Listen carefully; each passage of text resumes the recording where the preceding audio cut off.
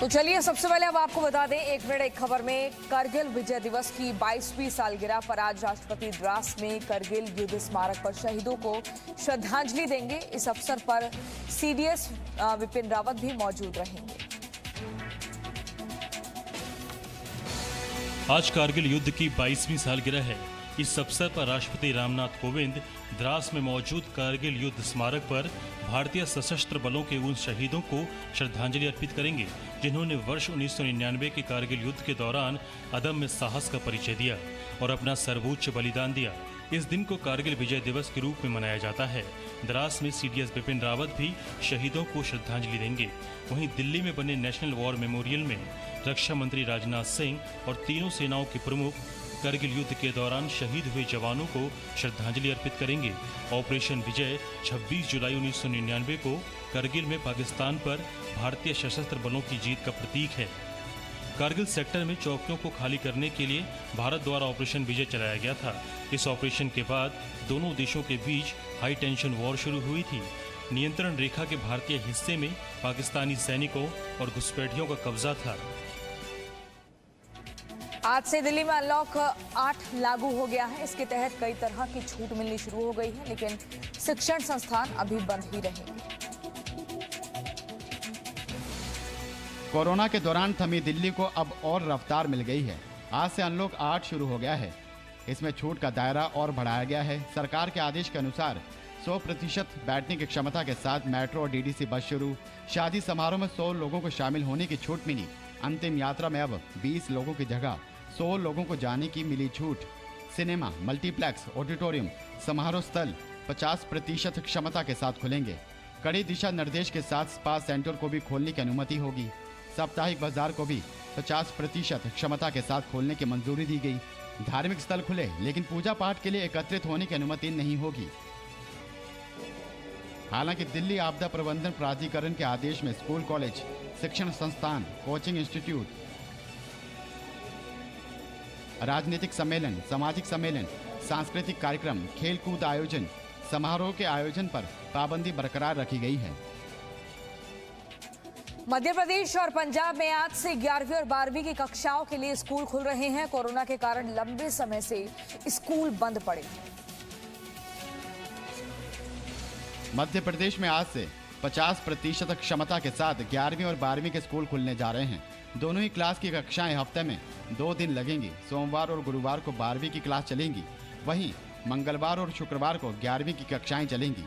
9वीं और 12वीं के स्कूल 5 अगस्त को खोलने पर विश्वास सारंग ने कहा कि इससे पहले एक बार फिर समीक्षा बैठक होगी। ये स्कूल प्रबंधन को निर्देशित किया गया है कि ये सुनिश्चित करें कि 50% ही स्टूडेंट एक क्लास में आए। वहीं आज से पंजाब में भी 10वीं से 12वीं के लिए स्कूल खुल रहे हैं। हालांकि स्कूल खोलने से पहले राज्य सरकार ने कई आदेश भी जारी कर दिए हैं, जिसके अनुसार स्कूल में केवल उन शिक्षकों और कर्मचारियों को शारीरिक रूप से उपस्थित होने की अनुमति होगी जिन्होंने दोनों वैक्सीन लगा लिए हैं।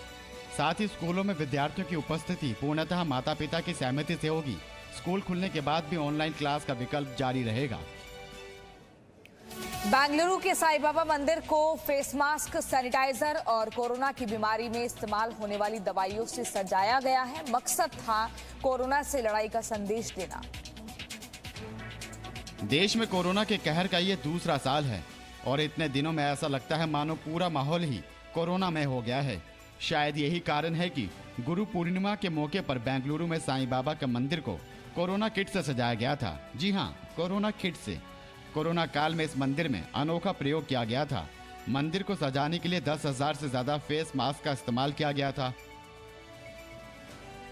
छोटी बड़ी मिलाकर 5,000 सैनिटाइजर की बोतलों का इस्तेमाल हुआ था। हजारों साबुन से मंदिर को सजाया गया था।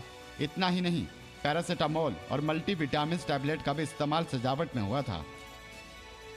सबसे बड़ी बात यह है कि यहां से निकले सभी सामानों को जरूरतमंदों के बीच बांटा जाएगा।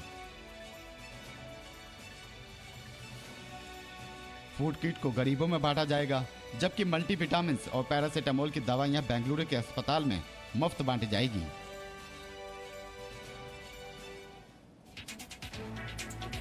गुवाहाटी में केंद्रीय गृह मंत्री अमित शाह ने कांग्रेस पर जमकर निशाना साधा। उन्होंने कहा कि नॉर्थ ईस्ट में पूरी विकास की यात्रा मोदी जी की ही देन है।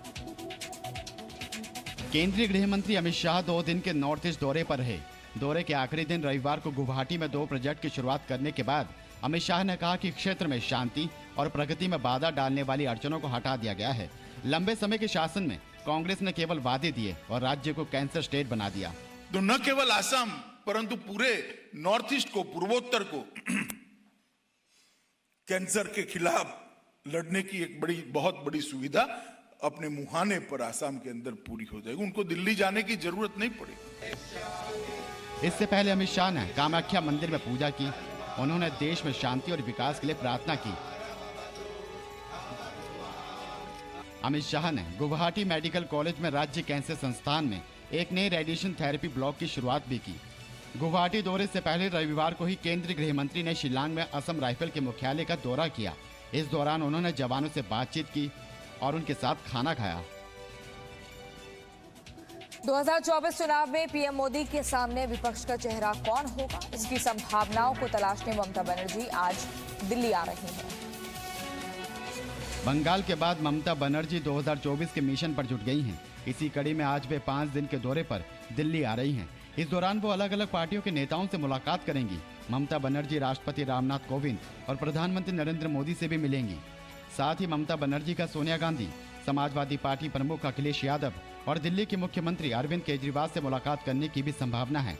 दरअसल ये पूरी कवायद 2024 चुनाव में पीएम मोदी के सामने विपक्ष के एक चेहरे को लाने की तैयारी को लेकर है। इस पर बीजेपी ने कटाक्ष किया है। आपका एक ही मुद्दा है, मोदी को कैसे हराओ, मोदी को कैसे हटाओ, तो वो तो सपना देखते रहिए आप। वहीं बुधवार को दिल्ली में ही ममता बनर्जी टीएमसी संसदीय बोर्ड की बैठक में हिस्सा लेंगी। तृणमूल कांग्रेस ने हाल ही में बड़ा फैसला लेते हुए ममता बनर्जी को पार्टी के संसदीय बोर्ड का अध्यक्ष नियुक्त किया है। हालांकि ममता बनर्जी को बिना सांसद होते हुए पार्टी के संसदीय बोर्ड का अध्यक्ष बनाया गया है। दूसरी ओर ममता बनर्जी ने 16 अगस्त को खेला हुए दिवस आयोजित करने का ऐलान किया है।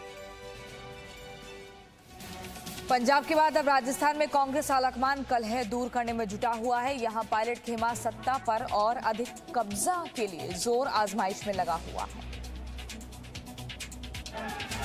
जयपुर में कांग्रेस की कलह को दूर करने के लिए फॉर्मूला लेकर कांग्रेस के वरिष्ठ नेता मौजूद थे और इस बीच सचिन पायलट समर्थकों की नारेबाजी और पायलट को मुख्यमंत्री बनाने की मांग बताने के लिए काफी है। राजस्थान कांग्रेस में किस तरह की खींचतान चल रही है। इस बीच जयपुर पहुंचे माकन ने बताया, कांग्रेस में सब कुछ ऑल इज वेल है और आला कमान की बात सभी मानेंगे। अब हम लोगों को कोई किसी भी प्रकार से विरोधाभास नजर नहीं आता। सब लोग एक स्वर से और एक मत है इसके अंदर। मैं सिर्फ एक बात कहना चाहता हूं कि सब लोगों ने एक स्वर में ये कहा है कि जो केंद्र आला कमान जो तय करेगा वो हमें मंजूर है। सभी विधायकों को 28 और 29 जुलाई को जयपुर में रहने के लिए कहा गया है। दोनों दिन पार्टी के संगठन महासचिव केसी वेणुगोपाल और प्रदेश प्रभारी अजय माखन विधायकों से 1-to-1 रायशुमारी करेंगे। कुल मिलाकर राजस्थान की सस्पेंस को खत्म करने के लिए 28 और 29 जुलाई की तारीख काफी महत्वपूर्ण साबित होने वाली है। दिल्ली में आज भी जंतर मंतर पर किसान संसद का आयोजन होगा, लेकिन इसकी कमान महिलाओं के हाथों में होगी। वहीं किसान आंदोलन के 8 महीने पूरे होने पर आज किसानों की तरफ से लखनऊ में प्रेस वार्ता की जाएगी। दिल्ली की सीमाओं पर डटे किसानों के आंदोलन को आज 8 महीने पूरे हो गए हैं। केंद्र सरकार द्वारा पारित 3 कृषि कानून को रद्द करने की मांग को लेकर दिल्ली की विभिन्न सीमाओं पर हजारों किसान प्रदर्शन कर रहे हैं। वहीं किसान आंदोलन के 8 महीने पूरे होने पर संयुक्त किसान मोर्चा की तरफ से मिशन उत्तर प्रदेश की शुरुआत की जाएगी। मिशन की रणनीति की जानकारी के लिए आज किसानों की तरफ से लखनऊ में प्रेस वार्ता की जाएगी। इसमें राकेश टिकैत समेत कई किसान नेता शामिल होंगे। वहीं संयुक्त किसान मोर्चा ने घोषणा की है कि 3 कृषि कानूनों के खिलाफ आंदोलन के 8 महीने पूरे होने के अवसर पर महिलाएं आज जंतर मंतर पर किसान संसद का आयोजन करेंगी। इस दौरान वे मौजूदा भारतीय कृषि व्यवस्था और आंदोलन में उनकी भूमिका के साथ कृषि कानूनों के तमाम पहलुओं पर अपनी राय रखेंगी। संयुक्त किसान मोर्चा संसद का मानसून सत्र शुरू होने के बाद 22 जुलाई से ही जंतर मंतर पर 3 कृषि कानूनों के खिलाफ प्रदर्शन कर रहा है। हिमाचल प्रदेश के किन्नौर में भूस्खलन के कारण रविवार को एक बड़ा हादसा हो गया। पहाड़ी चट्टानों के पर्यटकों की कार पर गिरने से 9 लोगों की मौत हो गई। तस्वीरें हैं हिमाचल प्रदेश के किन्नौर जिले की, जहां सांगला चितकुल मार्ग पर लैंडस्लाइड की वजह से रविवार को एक बड़ा हादसा हो गया। देखिए कैसे लैंडस्लाइड की वजह से कितने तेजी से पत्थर नीचे की ओर आ रहे हैं।